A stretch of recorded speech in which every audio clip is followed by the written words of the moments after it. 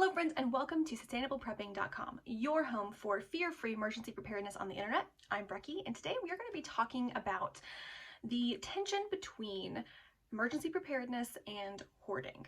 If you're new here, I just want to say welcome. I'm so glad you found my little slice of the internet. If you're not new, welcome back. I'm so glad you're joining me once again.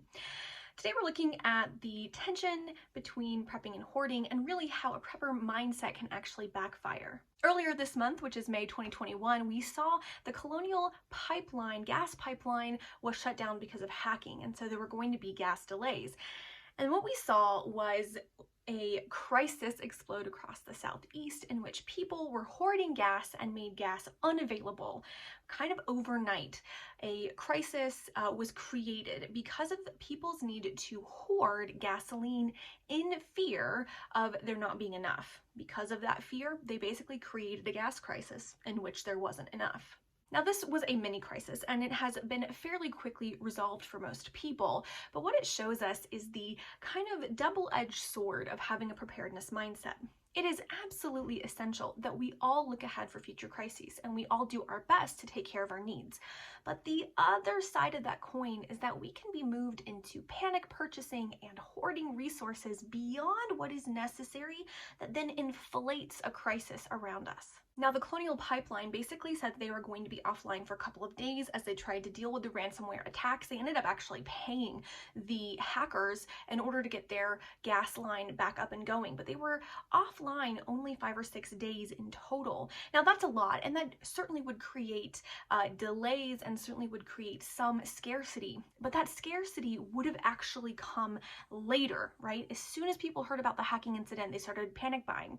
If they hadn't panicked bought at the rate that they were panic buying, the actual delays and shortages would have been days out, since gasoline stations get filled up about a couple of days at a time, right? You're not seeing tankers refilling a gas station every day. They redo it every couple of days or once a week, depending upon where they are.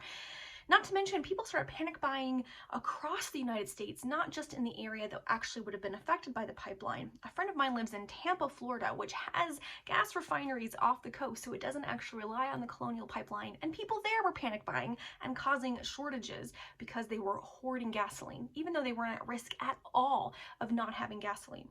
This shows sort of the other side of the emergency preparedness mindset, when that mindset can be taken to the extreme. It is important to look ahead. It's important to have resources. It's important to see what your family needs and to take care of yourself. But you can certainly go into the level of panic hoarding that then creates a crisis. It actually creates the crisis you're trying to prevent. We saw this with toilet paper hoarding back in 2020. So how do we prevent this, and how do we address it? Well, one of the first things I think is a key important part of emergency preparedness is responsible leadership. You being a responsible leader in your communities, or you being an advocate for the people who are in leadership in your communities.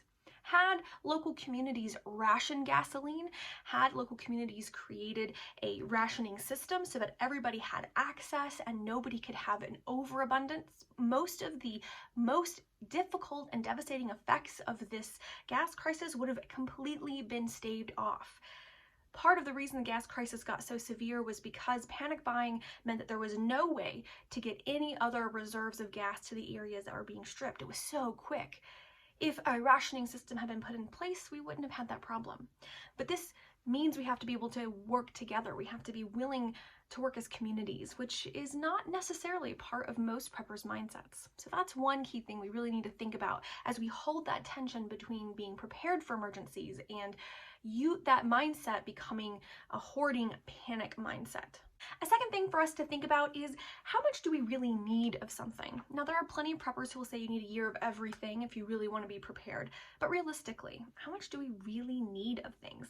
And is it wise and responsible for us to have an overabundance well beyond our needs for 1 to 3, maybe even 6 months, if it means someone else is going without completely? What responsibility do we have to other individuals, not just to our communities, and where our own personal ethics come into play? I happen to be a very religious Christian that believes that taking care of our neighbors and loving them as we love ourselves is an essential tenet of what it means to follow my God. So I can't only take care of my needs if it means excluding the needs of others, and that is a tension I have to hold. At the end of the day, the whole point of emergency preparedness is not that you panic buy. You should never panic buy. You always spend money you don't need to be spending. You're going to always buy things you don't need, and they're often going to go to waste, and that doesn't help you or anyone else.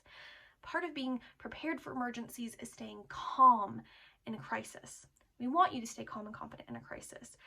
So I wanted to bring this to your attention. I wanted us to talk about in the comments how we hold the tension between being prepared and hoarding, and what you have done to make sure you don't veer over into that panic buying, hoarding, me mindset that is so often the kind of ugly underbelly of the emergency preparedness movement. I want to know what you're doing to walk that line. I know for me, I keep thinking about how what I'm doing can serve my neighbor, and how when I'm preparing for my family, what am I doing alongside that to prepare families that don't have the means to get ahead of that curve, and how we're supporting our local community. I also know for me that being involved in my local community is a part of my emergency preparedness, and teaching. This is one of the ways that I am giving back, and I am helping others be prepared in the event of any crisis. My friends, I hope you're doing well. I'm going to have links to all the places you can find me online, especially our Facebook group. I hope that you come over there and join us. I got a bunch of stuff planned for the summer. I'm hoping to be a bit more active than I've been. My work life has calmed down, so I have a little bit more free time to spend with all of you. Until next week, I will see you all later.